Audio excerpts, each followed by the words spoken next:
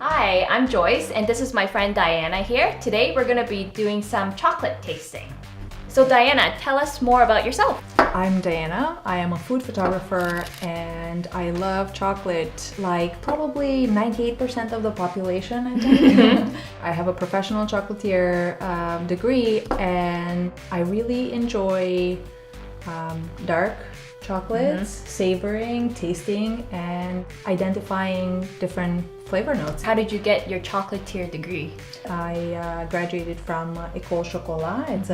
It's a very popular and well-known school in Vancouver, and they offer professional chocolatier degrees. They offer chocolate maker degrees where they teach people about how to make chocolate bars, so bean to bar. So tell us about what we have here today. We have some chocolates from well-known French chocolatier Michel CLUIZEL. We have the green and blacks. They're called CACAO. From CACAO. They make couverture chocolates, which are products for chocolatiers to use when they make their bonbons. We have the 75% here, which is from Tanzania, and the rest are around 70, the green and blacks and the other CACAO blend. And here we have our very own Toronto chocolate maker, Soma. Then how come it's like so precise, 71%? So they start out with 70 kilos of cocoa mass, and to that they add 30 kilos of sugar to make a chocolate bar. So that would be a 70% bar because 70 kilos out of the 100 came from the bean. It doesn't tell you how good the chocolate is. It just tells you how much of that 100-gram bar has come straight from the cocoa bean. How high can the percentage go? You can go as high as 100%. Oh, and wow. in fact, there are people who make completely sugar-free chocolate. The beauty of cocoa butter is that it melts at the exact temperature of our bodies. Like this product, the cacao beans, have been destined to be eaten by people because that's our own temperature. What are these tasting wheels all about? They will identify the predominant notes in their chocolates and then create wheels on which either chocolatiers or even consumers can identify the flavor notes present in that particular chocolate. So let's get started with trying some samples, and then maybe you can walk us through, like what we should look for in terms of appearance, taste, smell. Absolutely, yes. When we take a piece of chocolate, we want to look at the appearance of it. It should have a smooth, glossy surface. We snap it, we try to break the piece, and it should have a nice snap to it because that means, again, high percentage of cocoa butter. It should smell delicious. There should be absolutely no scent of like rancidity or any off odors. Once it's in our mouth, we taste it. We let it melt slowly and ideally not do too much chewing, but instead just let it melt on the tongue. Inhale through your mouth and then try to, something like that. Inhale through your mouth and then try to exhale through your nose because... so you can carry the flavor through. Exactly right. Yeah. Let's try it. Let's do it. We are trying a single origin Calais. This is a single origin means that all the cocoa beans come from either the same country or sometimes even the same plantation. These beans are from Tanzania, and it's a 75%. There's a lot of cocoa butter in this one. When we break it, it has that nice audible snap. And sometimes can even be hard to break. And when you smell it, I wanted to say you sniff it, but that's pretty much what you do, Has it started to melt? Have to focus. Yes, it's better with closed eyes. Like fruity.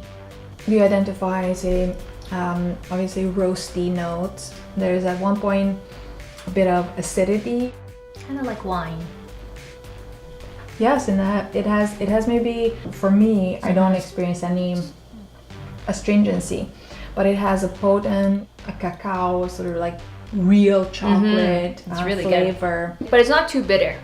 No. I don't find it too bitter, even though it's what, 75%? It's 75%, yes, exactly. And so let's try this one. Let's try the 70% from This Soma. one is from Soma. Yes, it's the Nacional. It's so pretty.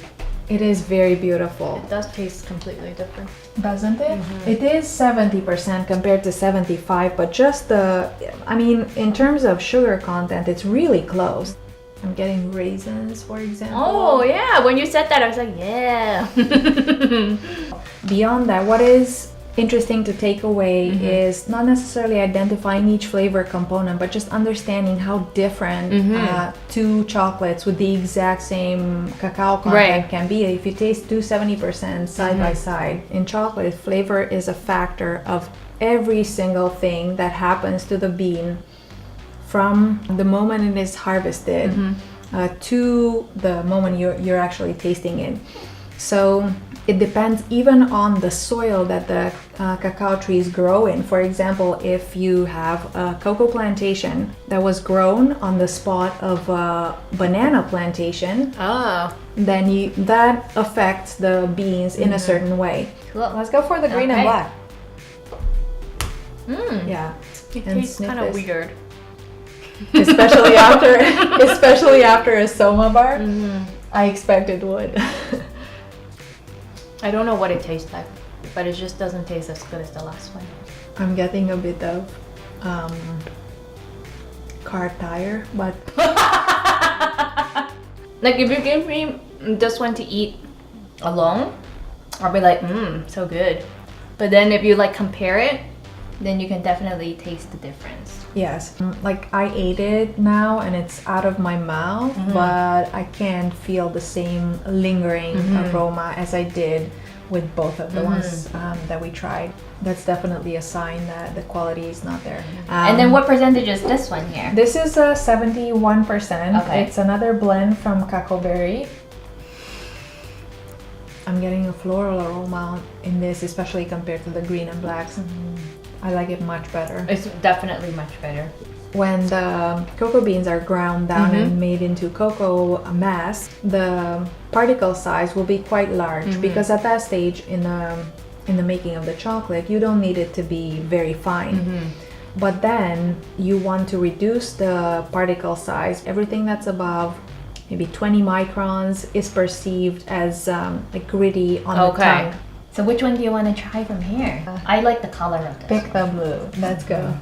This is the ideal size for a tasting bar because you can break it easily. Yeah. You can see the appearance of the chocolate. Yeah, it's really nice. This is really, really beautiful. You can see it's nice and shiny.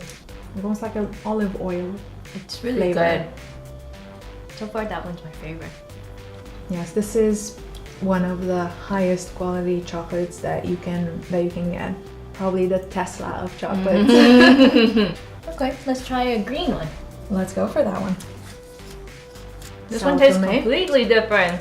Doesn't it? And the percentage, the cocoa percentage is nearly identical. This one tastes like ginseng. I don't know, I just want to keep eating this stuff. So would you use these in like chocolate chip cookies?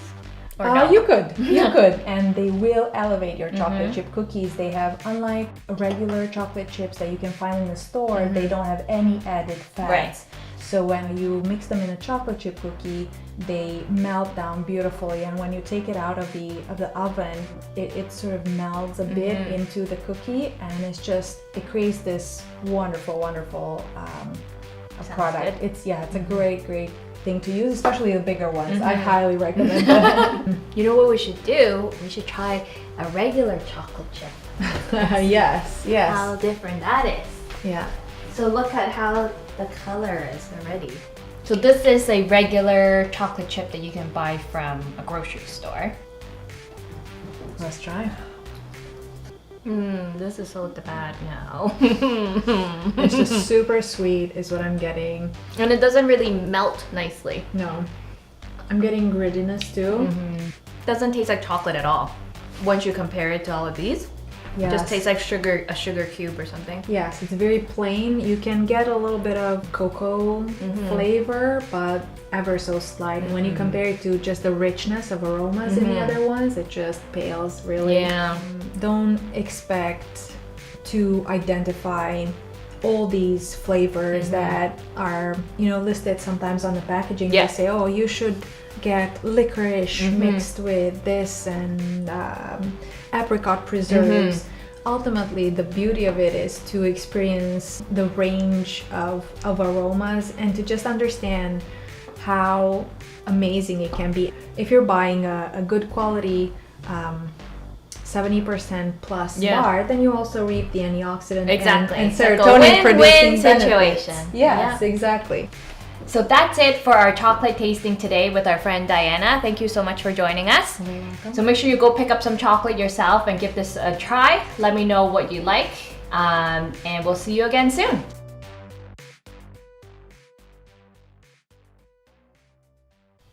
Hi. I don't know what else to say. I don't know what it tastes like, but it just doesn't taste as good as the last one. I'm getting a bit of car tire, but Sao Tome. So this is, I think, if Not in English. oh, they did. Taro is there. Hey, buddy. You in for some chocolate? Okay, so what else should we talk about? I don't know. I just want to keep eating this stuff.